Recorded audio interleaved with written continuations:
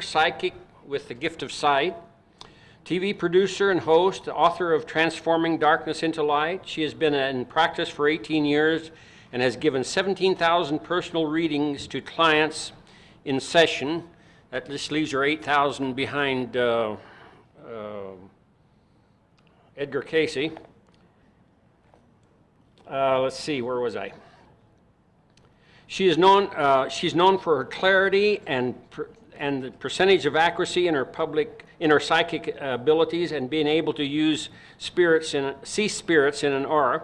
For the past 8.5 years, Patricia has hosted a weekly TV show called Mystical Insights in Denver and shows in several counties in LA. Her show features spiritual and gifted metaphysical guests from around the world. Patricia's history as a serious drug addict and alcoholic for many years, ending in recovery for 20 years now, has given her an array of experiences in life that are colorful, hair-raising, and diverse. These past activities hold a wealth of information ranging from the occult to the high spiritual. She has taken these gifts and practices and turned them into spiritual light teachings that are filled with pure spirit. Patricia has traveled to India twice to study and practice with enlightened beings, and is a long-time meditator living in an altered state most of the time. Many challenging experiences in her life have made her a strong and loving person with humor and a passion for life. Patricia offers personal sessions with spiritual healing afterwards and classes and workshops every 2 months. You may visit her table to visit for information or sign a copy of her book. And here she is, Patricia Richardson.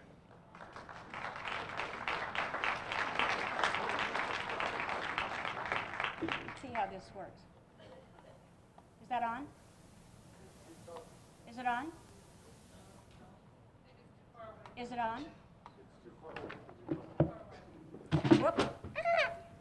See, I'm in an altered state. Okay, let me see here. No, it's on. It's on? Just placement of the mic then. Yeah, just try putting it over there. Can you hear me?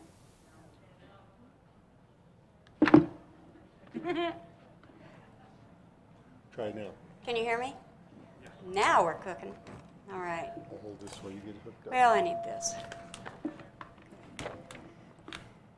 Okay. Hi, everybody. Welcome.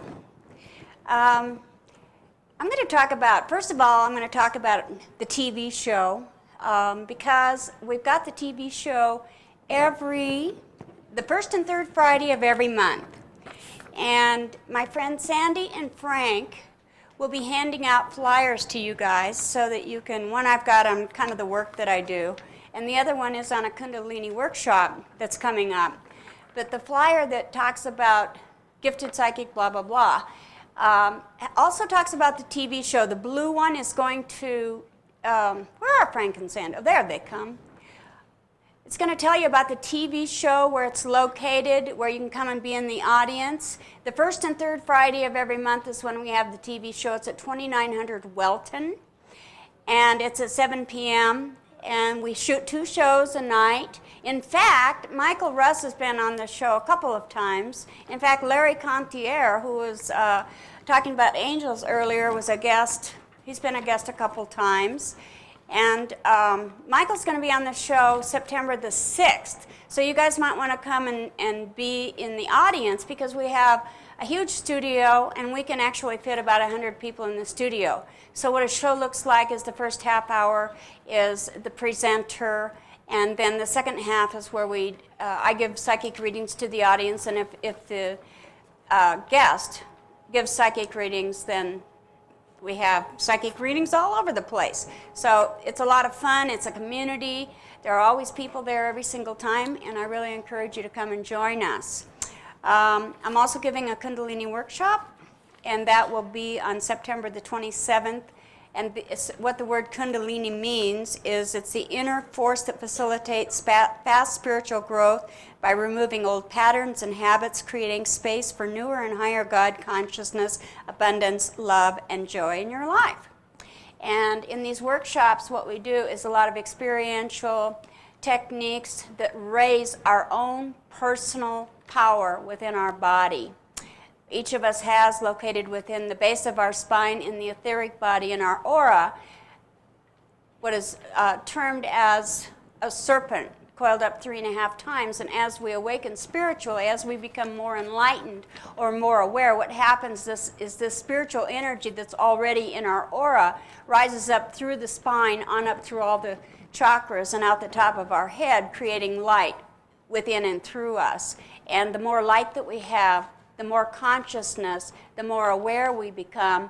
And what happens is we start to get the ahas. You know, I was just thinking, I was trying to read something, I think out of the Keys of Enoch. I picked it up, I've got it right by my chair because it's one of my favorite books. I was trying to read something out of that recently, and I picked it up and I totally understood it. And I remember just a year ago I picked it up and read the same material, and it was like soup to me. I had no clue what it was talking about. So what happens on a conscious level is the more spiritually evolved we become, the more we're able to understand material or information that we couldn't even get a year ago. And that's why I love the Kundalini energy so much. And when Paul was introducing me, he talked about me going to India a couple of times, and I really, really loved India. I felt when I got off the plane, the smell of the air and the humidity felt like home to me, and I just couldn't wait to go back. And Kundalini is a Sanskrit word for power and fire. And it really is, you know, a lot of people have some issues about it, but I absolutely love it. And it's changed me a lot and healed. Now that guy, Dan Dunker, was that his last name? That was just Junker? You know what, wherever that guy is, I want to come and get in your decompression chamber, because a year and a half ago I had a diving accident and got the bends very badly. And I was like in the 3 percentile, the top 3 percentile of people who would never walk. You know, like Duke University, when I talked to him about 3 or 4 months ago, said, "Are you walking yet?" And, you know, like decompression really, really worked for getting healing back into my body. I've still got a little bit of memory loss and some numbness in my legs, but that stuff works, so I'm going to get on his list. Okay, what I'm going to talk about today is some stuff I really have never taught a workshop on. I've never, never really gotten into it for the last few years, because I really wanted to embody spirit really deeply before I got back into the occult. And the word occult means hidden. Simply, it means hidden. It means what is buried underneath. But I'll tell you that many, many, many years of having had experiences, I was able to move objects many years ago. I've been able to do all the different things that just kind of are natural to all of us, if indeed we know how to do them, or if you're prone in that way. Now I have a question. How many people in here have done things of the supernatural nature, like levitation, becoming invisible, moving objects, mind control, table tipping? Okay, we got some people out here who have done this sort of thing. Now, the first thing I want to say is that who I am today is a person who is very close to the supreme power that I choose to call God. And coming off of drugs and alcohol 20 years ago, it was very important for me to really get into Narcotics Anonymous, into Alcoholics Anonymous. I went through the 12-step program and just nearly beat it to death, because it was real important for me to get sober, stay sober, and to operate from the clearest possible, highest level that I absolutely could. And as soon as I got off of drugs and alcohol, I found that all the weird things that I had experienced all those years, I thought it was just hallucinations from all the LSD.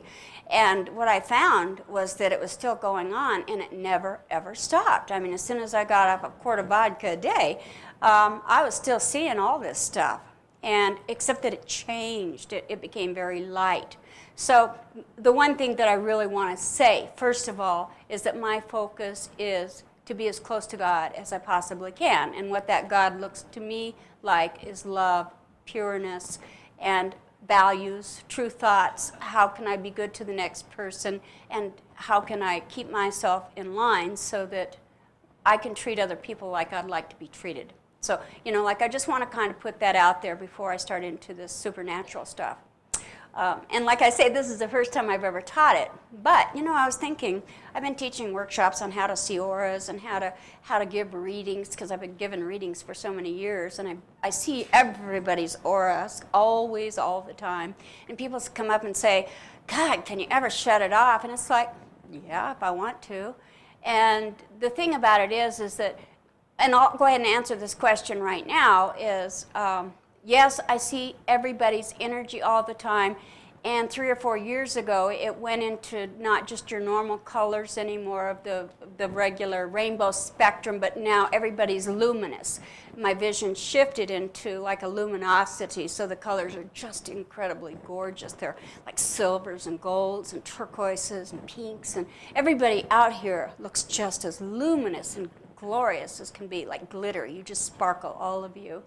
So that's kind of what has happened as an evolutionary process of the vision, and I would say probably the high end of the intuitive spectrum of going from the psychic, which is the lower chakra system, into the higher self and operating from that place.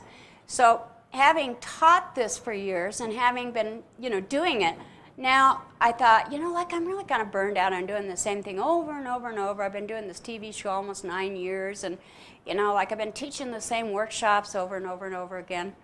And I thought, let's do something different. And I thought, this is Global Wings. And so I thought, Global Wings. Well, this is all a bunch of strange people. Okay, let's do something strange. So anyway, I don't know if you guys are interested in this or not, but at least we have, some people in the audience who did raise your hand. And when we're talking about levitation, making yourself invisible, things like that, these are natural, the things that happen with people, with us, if you have an interest in it, or sometimes if you don't. Like Skip Atwater, who was talking earlier about the remote viewing and, like out-of-body stuff. This kind of thing are gifts. They really are gifts. Like, do we ever really get the opportunity to step out of the box? To step out of like our fundamental, mundane, third-dimensional reality and to get to do some things that are just a little bit different. And then, like, it's overcoming the fear that is around these areas, because fear of the unknown is always our biggest issue. Like, how are we going to, what if I levitate? What if I just lift up off the floor? What if I make myself invisible? What if I move objects? What if I do all these things? What is the responsibility behind that? And that's one thing that a lot of people are really afraid of. What if? Will I be the Virgin Mary? Will I be such a holy person that I'll have all this responsibility, or will I never come back down again? And this is, there are a lot of issues around the supernatural. The truth is that when we get into higher dimensions anyway, when we start operating in a fourth dimensional reality, a fifth dimensional reality that is lighter and vibrates faster, the stuff is at our access, it's totally readily available to us, if indeed that's the kind of stuff we want to do. So how many of you, let's have a raise of hands, how many are afraid of this stuff? Nobody. Awesome. All right. How many of you guys would like to do this stuff?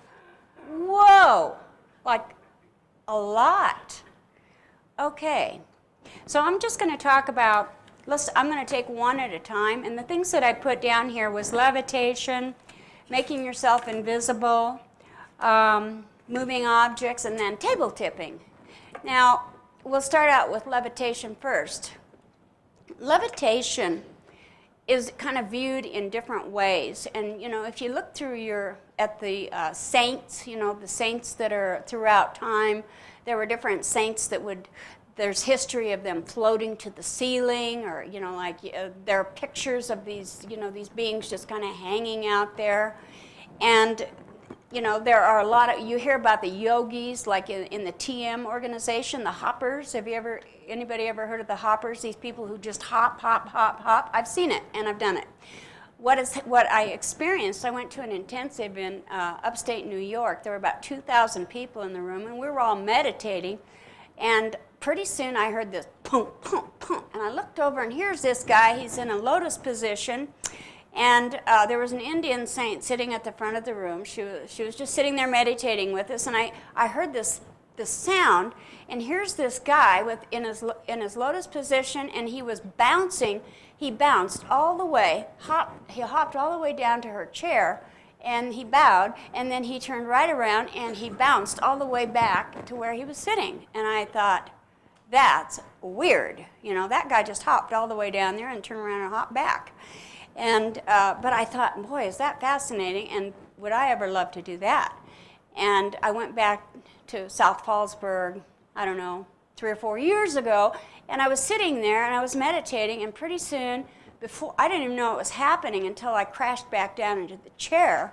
What happened was I flew right straight up in the air. I was sitting in a chair, and I hit the chair, and I crashed, and it was like, what was that? And pretty soon I heard a crash over here, and I turned around, and I looked, and here's this guy crashing back down into his chair. There were people crashing in their chairs all over the place because the energy was so high that we were levitating all over the place. There were several people just lifting, crashing, and I don't know how high I lifted. I know I lifted several feet.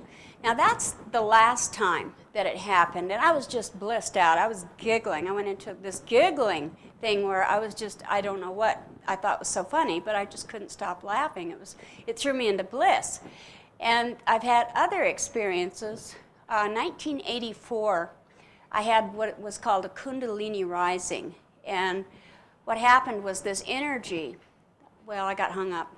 I was kind of addictive, remember back then. I was into the alcohol and the drugs and everything. This is right after I sobered up and cleaned up. So instead of using drugs and alcohol, I went into a meditation addiction.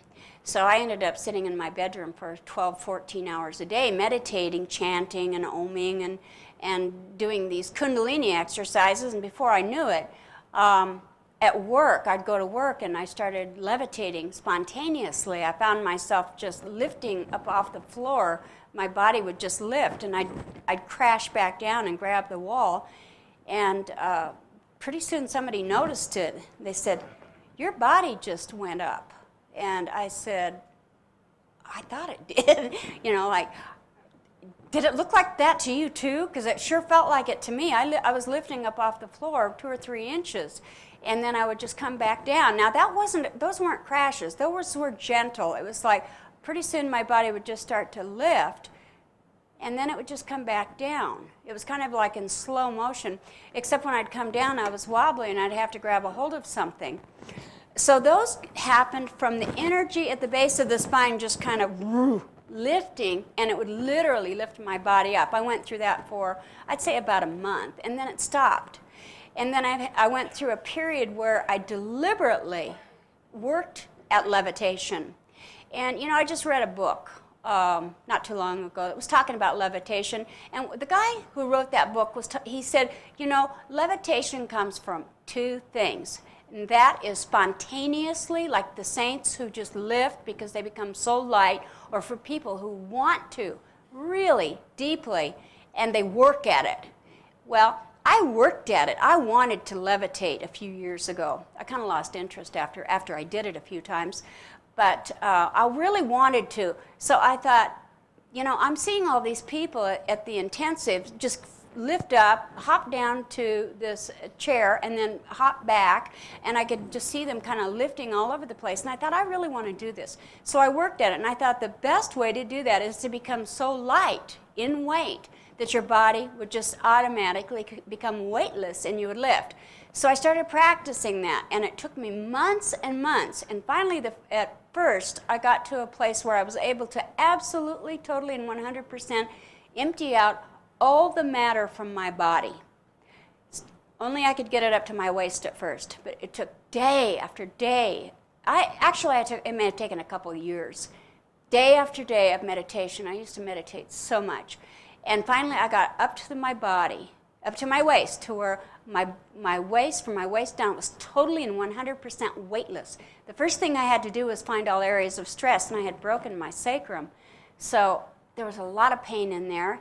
And I had to really work at getting all of the automatic, you know how your bones will catch and your muscles will catch every time you tighten when you've had any injuries in your body. So I had to completely work at getting absolutely all the pressure areas out of the lower part of my body so that I could feel nothing. There was nothingness from the waist down. I could only get it halfway down. And then I flew to Detroit to see my granddaughter and stayed with her for a week before I went back up to the ashram again. And I was meditating there, and all of a sudden, what happened was I got it all the way down, like there was nothingness all the way from my feet up, absolutely no matter whatsoever, nothing. And then, whew, the whole thing lifted out of the top of my body. The whole thing went. And I sat there on that bed meditating, and my body just lifted. It just lifted. And it was so incredibly wonderful. I've never, ever felt such an experience of weightlessness, and I don't know, felt perfect to me. It just felt like not one pain in my body. I guess it probably must have felt like when we leave our bodies, you know, like finally we leave our bodies, or maybe with out-of-body experiences where, you know, like you consciously are here, but really no weight, no nothing. And then when I went to India one time, I had an experience where I was weightless for about a week, a solid week. It was just incredible. And the body just literally lifts. If indeed you have the intent of wanting it to lift, it will. And it's not a scary thing, it's just free. I don't think I've ever experienced anything quite as freeing as levitation. Now I've not flown to the ceiling yet, folks, and I haven't, you know, I can't do it at will anymore. But that's not my focus today. My focus is on different things. I think whatever we put our attention on is really kind of what we do. And that's not where my focus is, because I did it, been there, done that, and kind of moved on. Now, the next thing that we're going to talk about is becoming invisible, invisibility. Now, it's really weird. I was watching TV last week or so, and I heard somebody was asking these people just off the street, if you could do anything that's supernatural, what would it be? And this one girl, most people said levitate. This one girl who's about 15 or 16 years old said, I want to become invisible. And I thought, wow, she's already done it in past lives. Obviously, she wouldn't be the least bit interested in it if she hadn't done it before. And that, I believe, is a key to a lot of us who have an interest in these sort of abilities. So I thought, that girl has already done it, and because she's already done it, it'll just be natural for her when it finally happens. Now, the one thing I did want to say is these abilities, this is my book.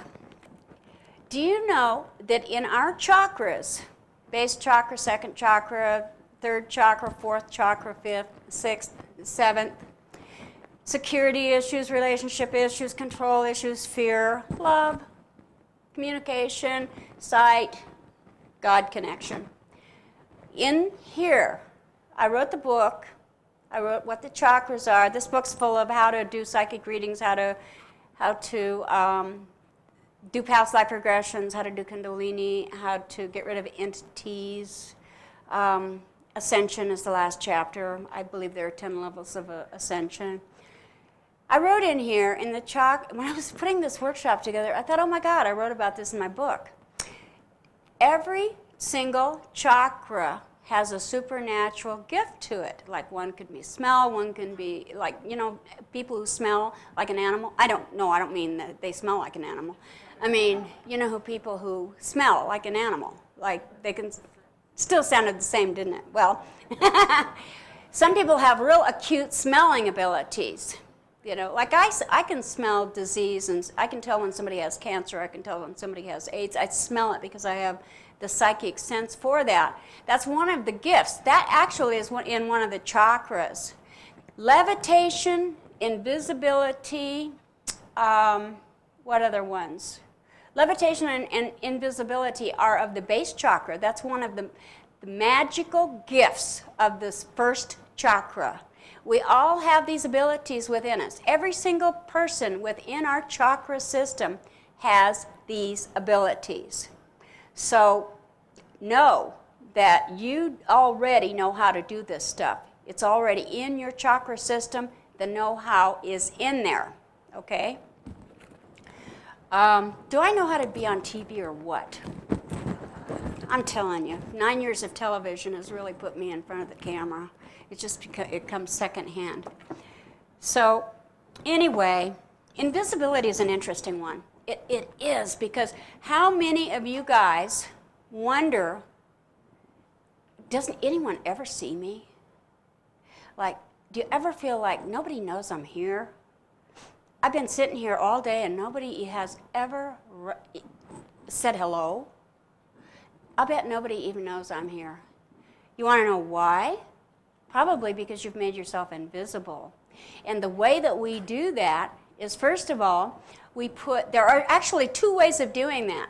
The first way is by creating such a light mist around ourselves, like do all these, you can do breath exercises, like pranayama. You can do a lot of breath work, and it lifts the vibration in your aura until you become so light that what you can do is you can create light around yourself, and it puts up a smoke screen so that all that people see when they look at you is light. You ever look at anybody and it looks like they're really light? That is literally spiritual light, and you can do that with breath work.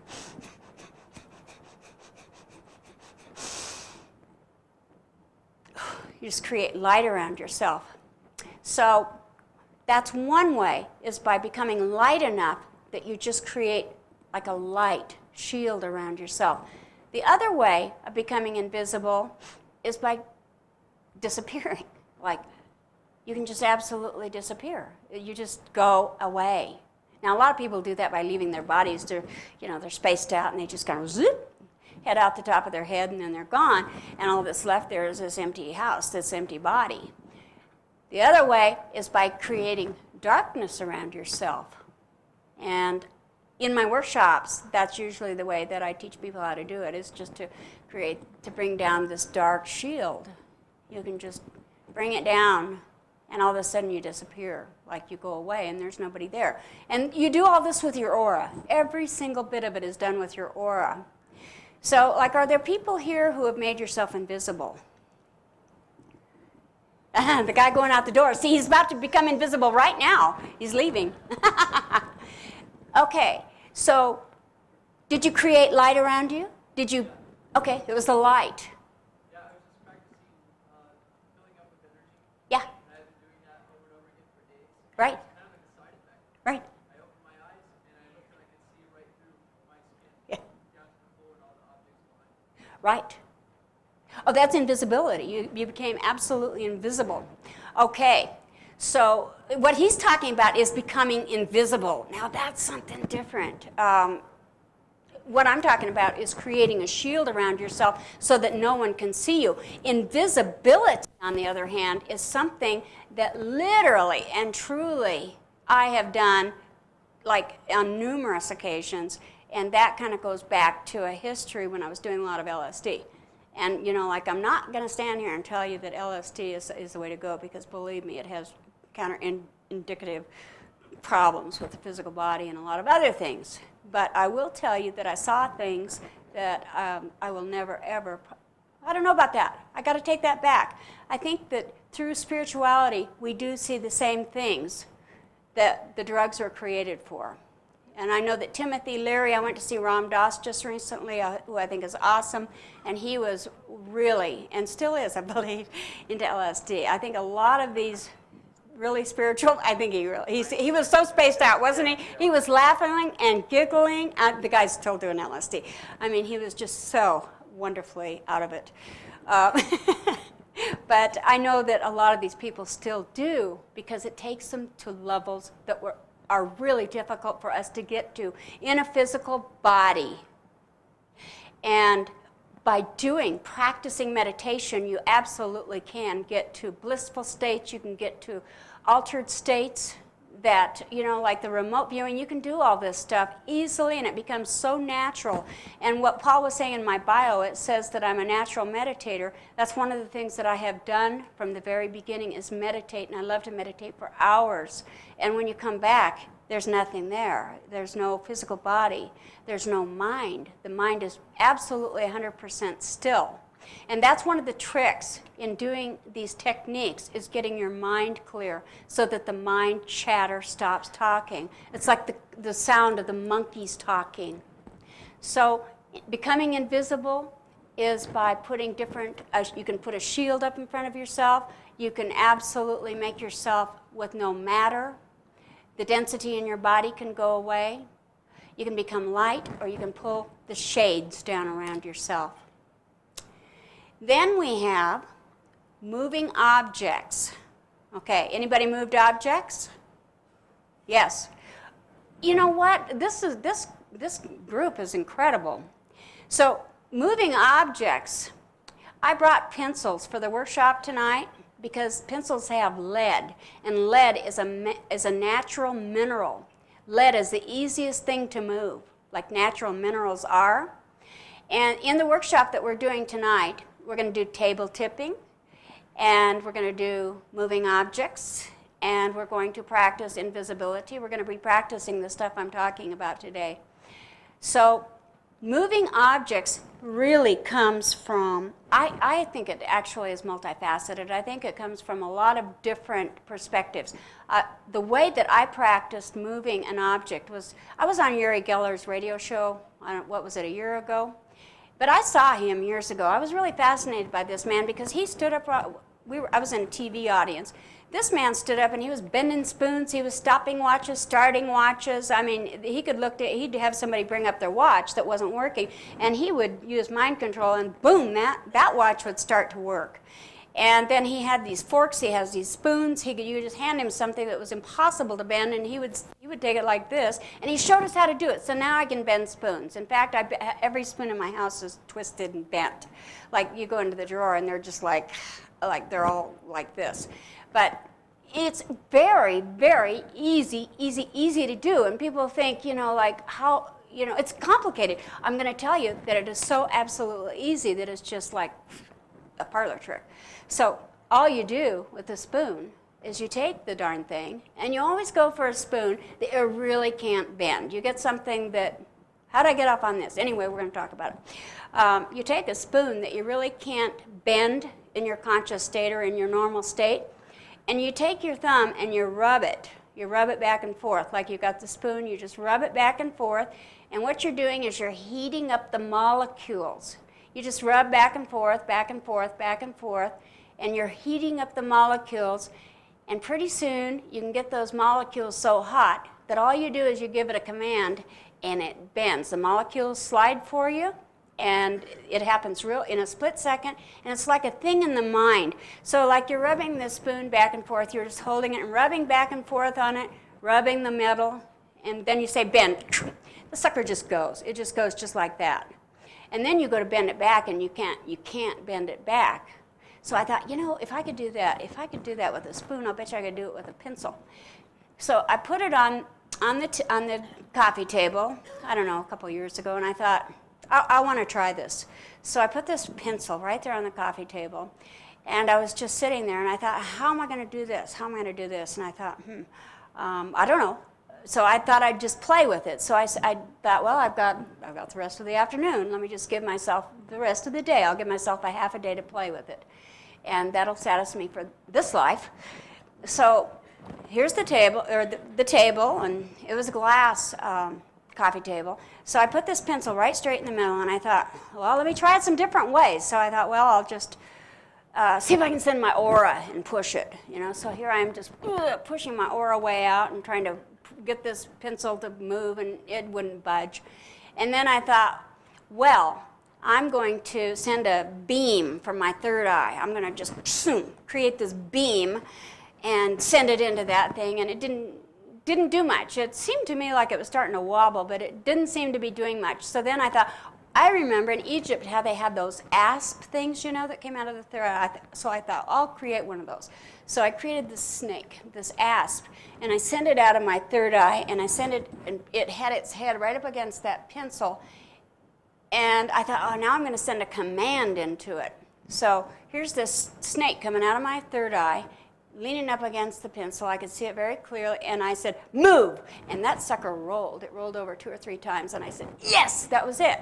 And that was really all I needed. I really just wanted to move something. And so there was my experience with moving an object. Now, you know, like I said, it's our interest, it's our intent. And, you know, like, why am I interested in doing this stuff? I guess it's to defy matter. I just want to make sure that I'm not trapped. You know, I think there's I just think there's a feeling of I don't want to be stuck here in this physical body, feeling like I've got a bunch of disease and like I have no control over it. Like the guy who was just up here before, you know, he was talking about the way we have thoughts, the way our thoughts control our existence, and if we think we're going to have a disease, we actually do. If we think we're going to get well, then we do. And I was just sitting there thinking, well, he was talking about this one person who smoked for a certain amount of time, and he said it was going to kill him, and it did. And then there was the other guy who smoked all his life, and he knew it wouldn't, so it didn't. Then there was the guy his wife was going to kill him. Did his wife ever kill him? That's what I was saying. She killed him. Oh, anyway. Our thoughts create our reality 100%. My book is full of that. Everything we think will, in fact, come into fruition. It will manifest. So if we can get our thoughts to believe that we are able to move matter, that we're able to take a disease that's lodged in the body and move it out, it'll go away. It really and truly will. We can take our cells, we can empty them out of toxins, diseases, disorders, dark energy. I guess it's just like I was talking about in the beginning of this talk, is when I got the bends a year and a half ago. The doctors, and by the way, those of you who were here, there were prayers when Dean, I just love Dean. When Dean was here, he talked to all of you. I know Doug was here then. A lot of people were here then. After I had the accident, Dean really asked. I was supposed to give a talk. It was like, when was it? February of 2000. No, it was November of 2000. And I got married. We got married underwater with the dolphins on November the 9th. And then on November the 12th, I had that accident, and Dean came back here and said I couldn't talk because I was in the hospital, and I almost died. It was so close to death. Even on my astrology chart, I had my astrology chart done a few months later. What happened? And it said death by drowning. So I was actually supposed to die that day, and I didn't. But I was really. The doctor said, you may never, ever walk.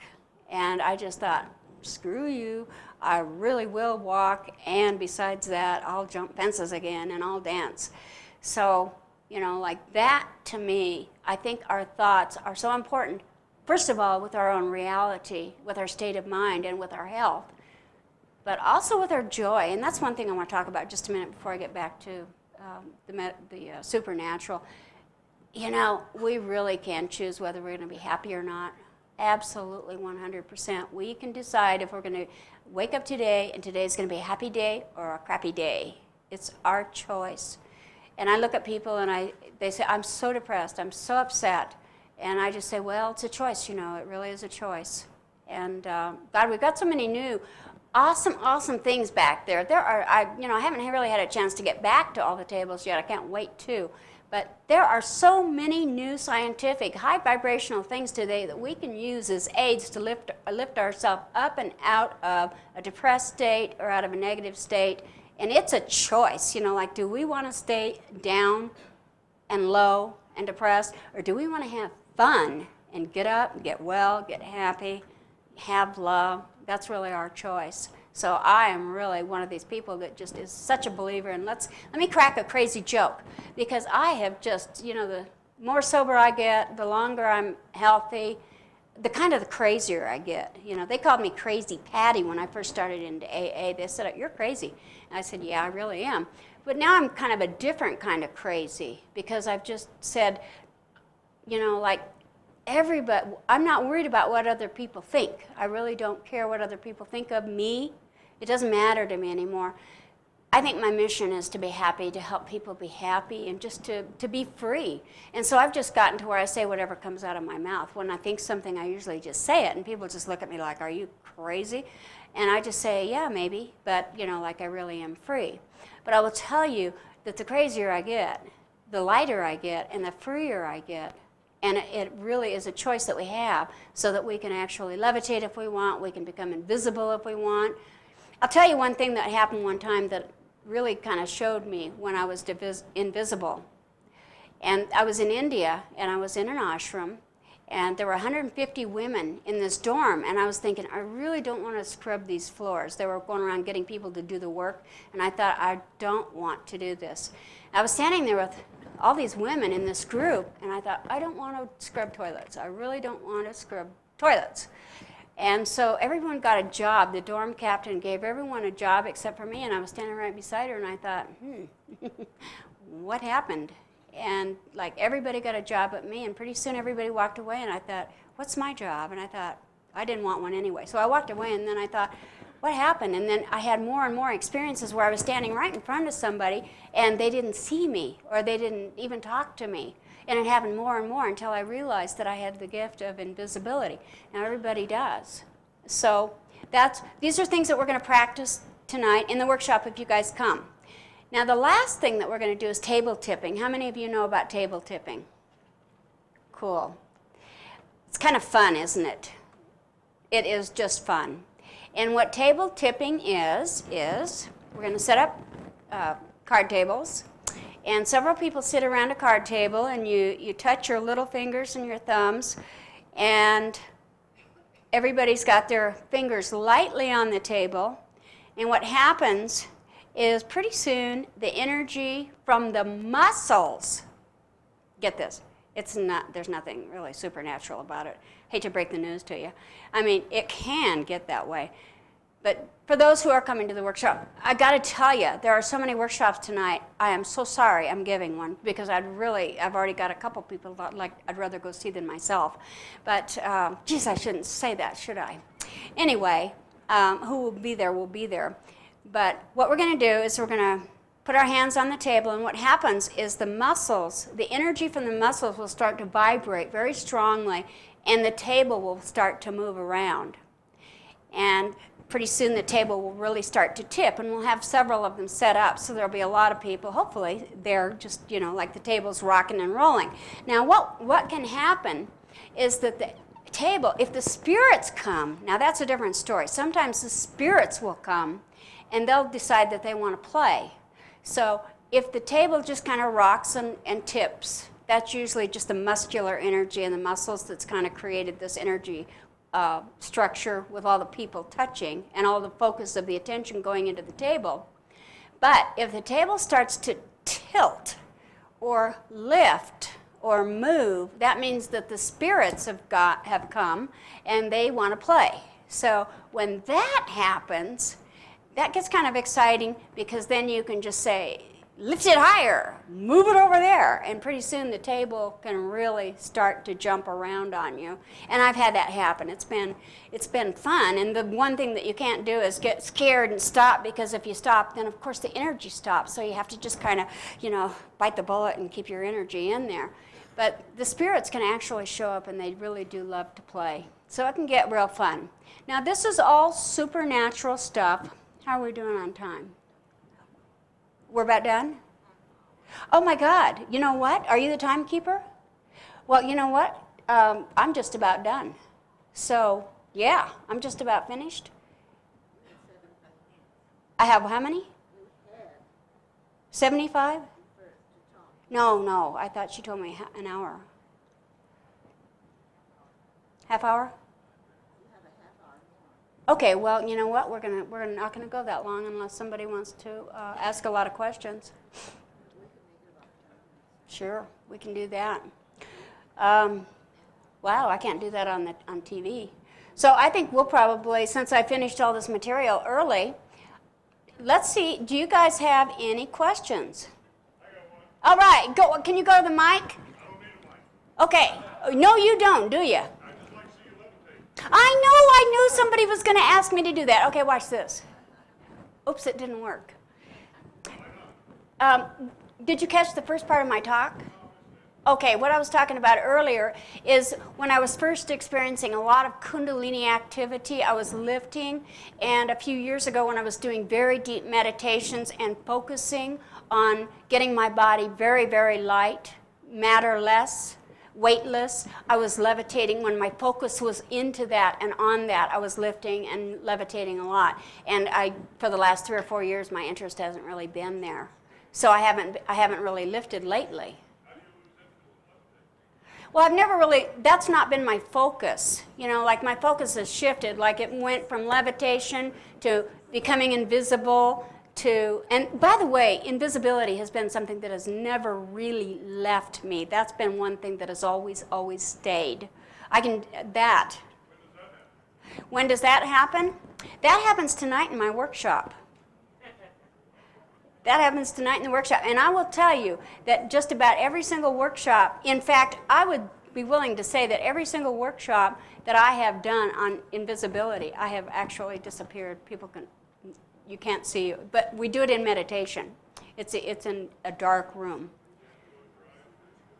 No, you've got your eyes open. Yeah, you close your eyes when I disappear. Try it. I used to think he was invisible. People were just snubbing him. Yeah, see, that's what I was talking about earlier. I was asking if people have a problem with, do people not see you? Do you seem invisible? And that is one of the reasons for that is because you actually have a gift of making yourself invisible. Actually, that part I can really go for. Because that happens a lot to me when I'm riding motorcycles. Oh, yeah, I bet. You pass a cop, and he doesn't stop you, you know you're invisible. That's right. But there's a problem with that, making yourself invisible on the road, and that's one of the tricks that metaphysicians like to do is let me make myself invisible and I won't get a ticket. But what can happen with that is you can also get in a car accident, and that's been one of the tricks that metaphysicians do is let's make your car invisible. Yeah. Okay, questions?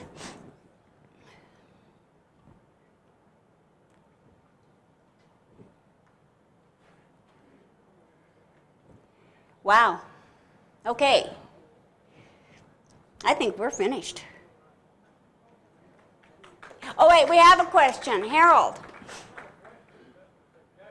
Uh-huh. What, readings? Oh, anybody want a reading? Okay. Sure. Just stand right where you are so I can see your aura. All right, that's very good. Oh, in fact, I was going to do readings at this conference if anyone wants an in-depth one. Oh, yeah. Okay, let me take a look at you. Do you have a question?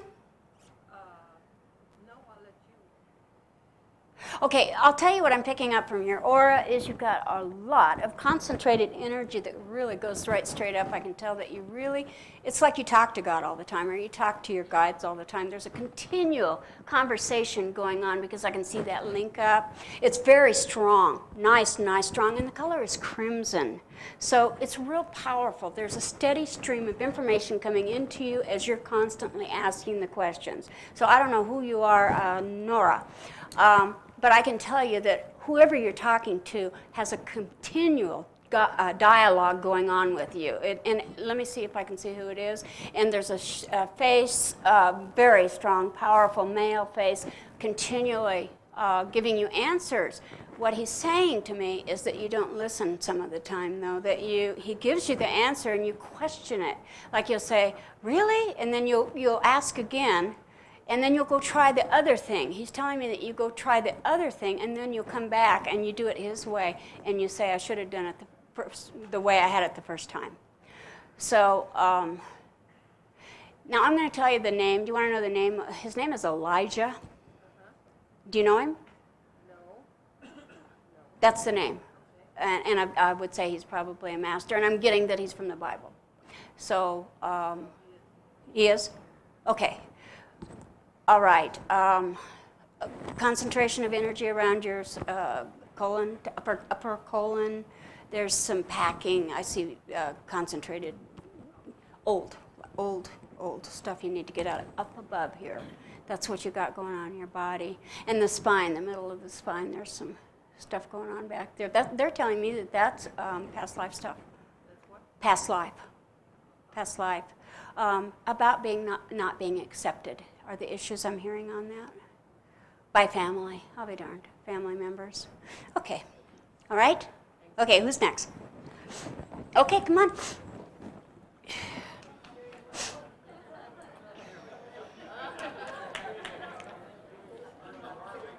Oh, I've already read you. Okay, stop right there. Okay.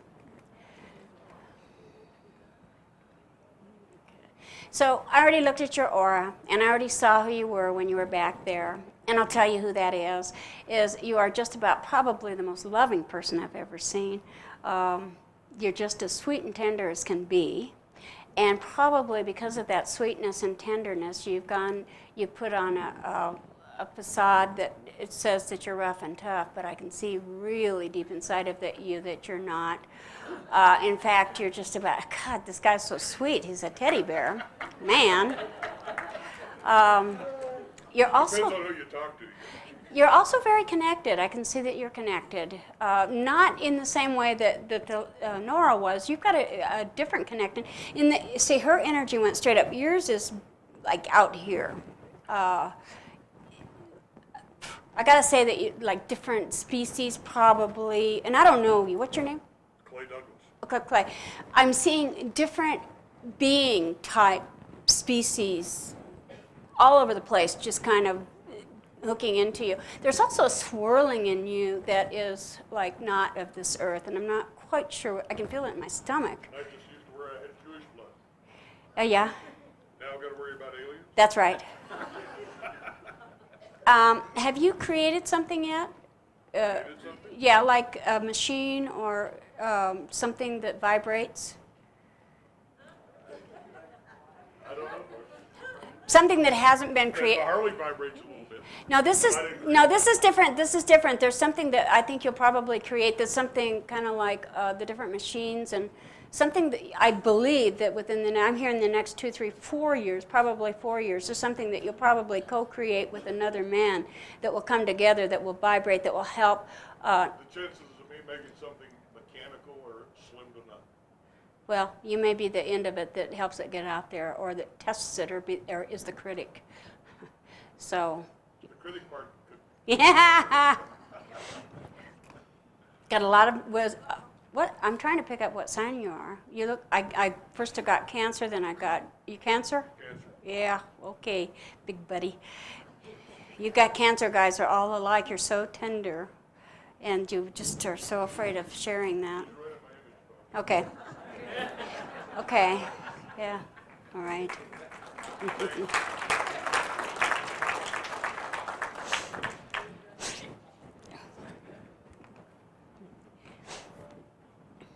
Susan, I like the way you spell your name. Do you have a question? I would like to ask what kind of career direction you're going You know, your eyes are pretty awesome. They're absolutely phenomenal. You look out of the top part of your eyes, which I think is just so much fun. You know, if you look into people's eyes, they look out down here, they look out right through the middle, or they look out through the top. And Susan, you look out through the top of your eyes, which really tells me high intelligence. It's kind of like an overview of everything that, like you look out and you see the overview, which I'm picking up for you is a problem in your life because you're real sensitive too. Like you're petite, you're real sensitive, and you feel everything. Like if somebody crashes a door next to you, you feel it in your aura. I can see that, like it kind of jars you. But you're real smart. And you have high level, you get lots of ideas, like a multitude of ideas all the time. What you do is you give them away, though. You give them to everybody else. You don't use any of them for yourself, do you? Yeah. Okay. So what they're telling me is that it's time for you to sit down and ask your guidance to give you your path. Now, I'm going to tell you that as you're an educator, right? Uneducated? You're an educator? I guess. Yeah. Okay, so as an educator, I'm going to suggest that you figure out something that, like you will teach large groups of people, something that you can, first of all, put in a book or a manual and then get out to the masses. Have you started on it yet? It's in your head. Okay. Get your idea out and don't give it to anybody. And I'm telling you that because you're loving, you're giving, you just give everything away, everything. You've always given everything away because that's just the way you are. But I'm going to tell you that when it comes to your idea for your own path now, because you're in your you're in your third part of your life right now. Third part, you're on the third path, they're saying, and it's going to happen for 10 more years. You've got 10 more years to put yourself into this, to be in it 5 years from now, and then to retire from it 10 years from now. Okay, so do that. Put it down and do it with you, and then get a bookkeeper or someone to keep the books for you, period. Your name has to go on it. You let everybody else put their name on everything. Don't do that anymore. Okay.